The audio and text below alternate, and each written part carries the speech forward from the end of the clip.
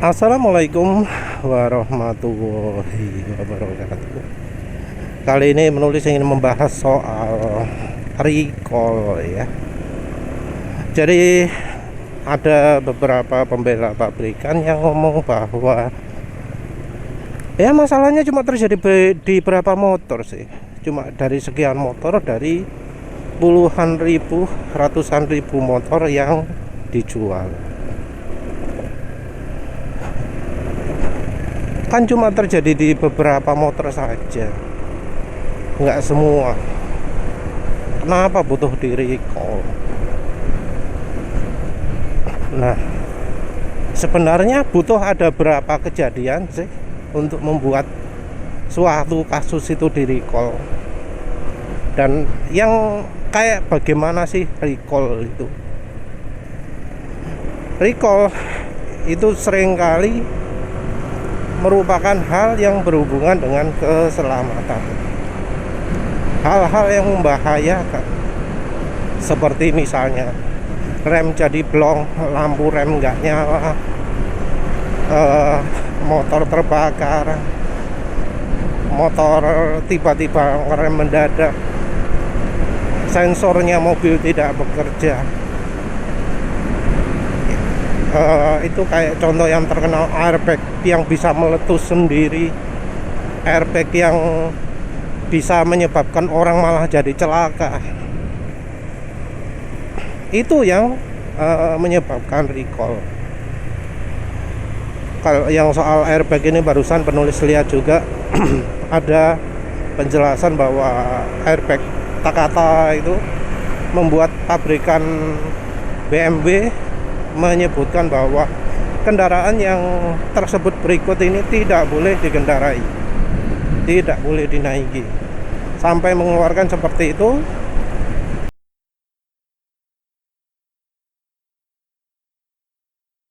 Jadi kendaraannya harus dibawa ke dealer untuk diganti secara gratis.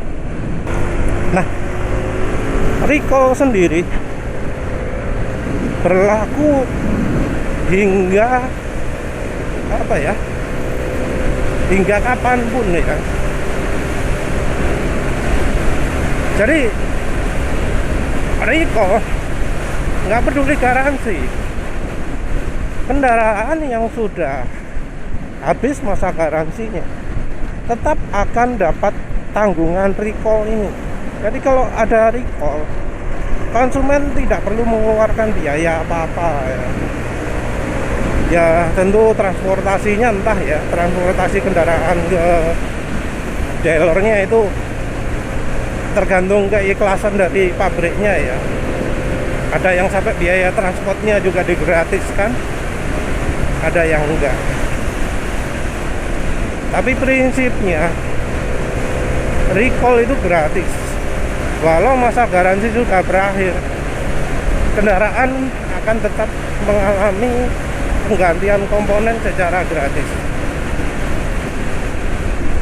Jadi inti dari recall itu. Jadi nggak ada perhitungan garansi lagi. Walau sudah di luar masa garansi masih tetap dilakukan. Kalau garansi ya seperti kasus ESAF ini kan garansinya cuma 1 tahun ya. 1 tahun atau 10.000 kilometer. Kalau kurang kalau lebih dari itu wes gak iso ke kopot. Ada hal-hal lain juga yang bisa menggugurkan garansi, seperti misalnya velg dicat, pasang spion, ganti spion misalnya ya, pakai spotlight, ganti ban, ganti suspensi, gitu bisa menggugurkan garansi mesin atau rangka ya.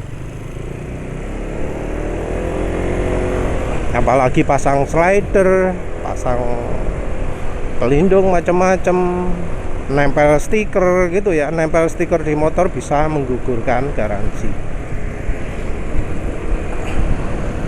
Sementara itu recall tidak mengalami keterbatasan seperti itu.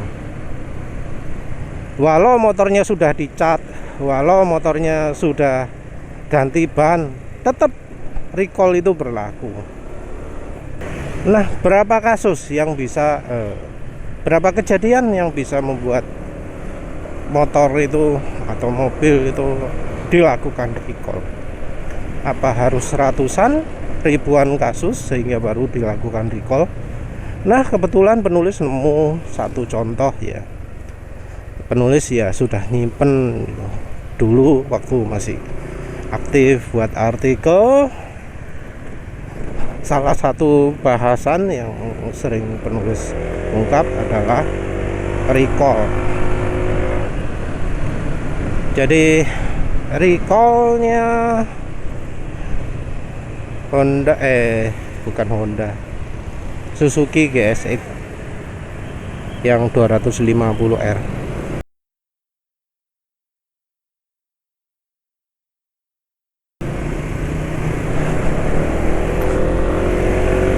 Jadi penulis kebetulan nemu recall yang dilakukan Suzuki GSX 250R. Ada berapa kejadian? Jadi itu ceritanya ada satu kejadian saklar gagal berfungsi. Ini recallnya soal recall lampu belakang nggak nyala ya. Jadi ada satu kejadian lampu belakang tidak berfungsi karena saklar rusak. Terus di penasaran, ditambung dulu informasinya. Terus ada 3 lagi. Nah, setelah ada 3 ini jadi makin perhatian Suzuki. Begitu ada kasus kelima, langsung ini harus diselidiki. Ya sudah, kemudian diselidiki. Kemudian Suzuki melakukan uji coba untuk mereka ulang ya. Jadi melakukan percobaan gimana sehingga saklar ini jadi rusak.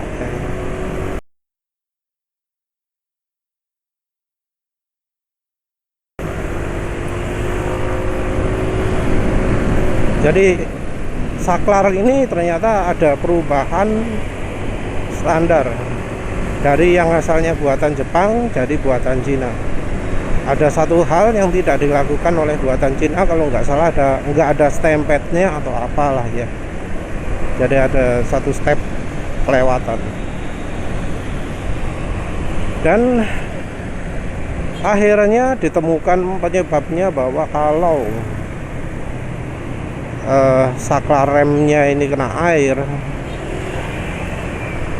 bagian kontak zinc pada saklarnya itu bisa rusak. Kalau sudah rusak, lampu nggak akan menyala. Ya wes, kemudian diputuskan recall. Nah, jadi butuh berapa tadi sampai terjadi recall itu? 5 motor. Nah, sementara yang terjadi pada rangka ESA Honda itu berapa? Rasanya kok sudah lebih dari 5 ya. Lihat kasus motor sampai patah rangkanya itu di jalan loh ya, di jalan.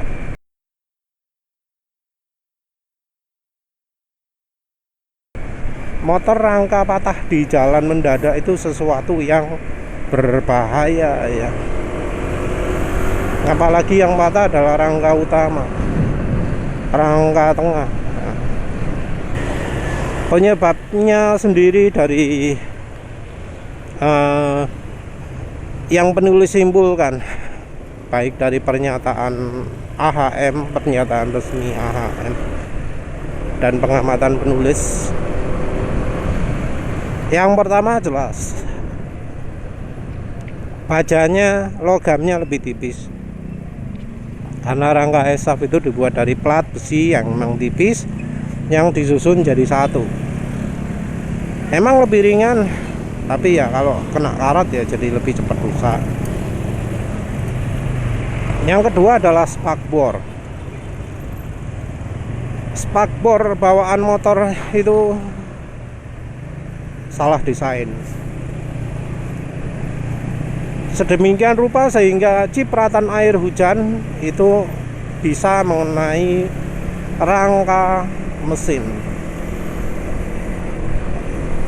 Ya harusnya sih orang Jepang nggak perlu diajari untuk bikin spakbor yang bisa mencegah cipratan air kena rangka, tapi nyatanya itu yang terjadi. Sebodoh itulah orang Jepang sehingga nggak bisa bikin spakbor yang bisa betul-betul mencegah air kena rangka. Sayangnya levelnya insinyur Jepang sekarang seperti itu, sudah parah sekali lah ya levelnya ya. Terus yang berikutnya adalah ini berdasarkan dari presentasi dari AHM sendiri, disebutkan bahwa setelah dilas itu langsung dicat. Padahal ya penulis temukan di rancangan bangun yang lain, di proses mekanisme las-lasan yang lain, setelah dilas itu biasanya dibersihkan dulu, dibersihkan dari sisa-sisa karat, sisa-sisa oksidasi. Jadi warna kuning di sekitarnya las-lasan itu dibersihkan dulu. Kalau di yang lain-lain dibersihkan, ada yang pakai cairan, ada yang pakai elektrolisis voltase rendah ya, ada yang pakai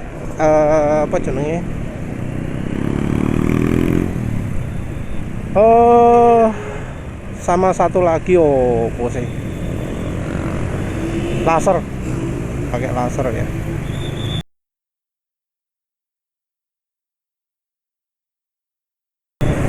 Jadi di yang lain-lain, bagian kuning-kuning, hitam-hitam yang terjadi setelah pengelasan itu dibersihkan dulu. Sementara kalau di AHM itu langsung dicat. Padahal yang namanya kuning-kuning, hitam-hitam itu adalah bibit karat. Ya itu sudah karat, itu sudah pertanda karat.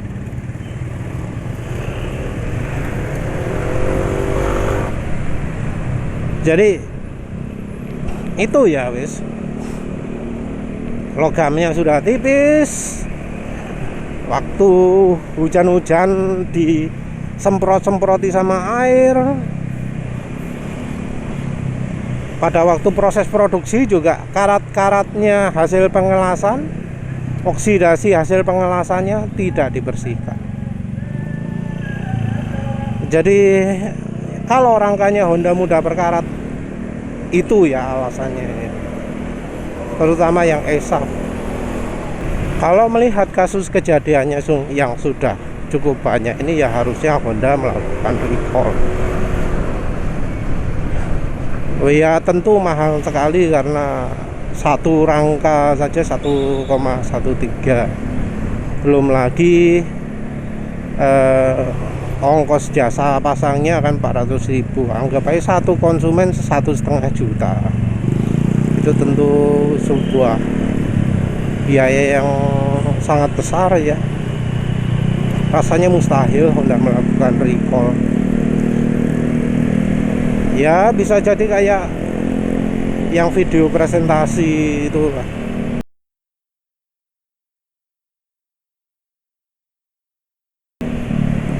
Video presentasi itu sesuatu yang enggak bener juga ya, karena jelas yang terlihat di video-video itu adalah karat. Mengapa kok penjelasannya seperti itu? Apa memang karyawan Honda atau petinggi-petingginya Honda itu nggak mampu untuk akses TikTok, nggak mampu untuk akses Facebook? Karena kalau lihat dari TikTok, dari Facebook, kelihatan jelas bahwa itu karat, bener-bener karat. Kenapa kok ngasih penjelasannya silikat? Emang bener ada silikat, tapi yang terjadi di motor konsumen kan patah. Yang jadi problem itu kan patah, bukan soal kuning-kuning dok. Like kuning-kuning nggak apa-apa, tapi kalau sudah sampai patah itu yang problem. Problemnya patah kok, yang diperiksa cuma bagian coklat-coklatnya, kuning-kuning itu sesuatu yang iya parah lah ya. Karena kasus ini sangat viral ya, nggak mustahil pangsa Honda itu bakal turun ya. Apalagi lihat respon dari Honda seperti itu. Mungkin kalau misalnya ya Honda melakukan respon, wah iya kalau patah ini kami akan selidiki gitu ya. Apalagi nanti solusi akhirnya adalah langsung ganti gratis walau sudah lepas dari masa garansi, wah itu oke. Karena yang ini faktor keselamatan. Faktor keselamatan itu penting. Recall itu berlaku juga ke motor-motor yang sudah habis masa garansinya, mobil-mobil yang sudah habis masa garansinya. Jadi ya sayangnya respon Honda seperti itu ya. Ya wis lah, itu saja. Tapi yang jelas recall itu nggak butuh banyak. 5 kejadian saja sudah cukup untuk timbul recall. Padahal itu cuma kasus lampu rem nggak bisa nyala. Apalagi ini sampai rangka patah. Dan yang mengalami sudah banyak, apalagi katanya sudah ada yang meninggal juga. Ya wis lah, itulah keadaan Indonesia AHM. Terima kasih udah menonton. Assalamualaikum warahmatullahi wabarakatuh.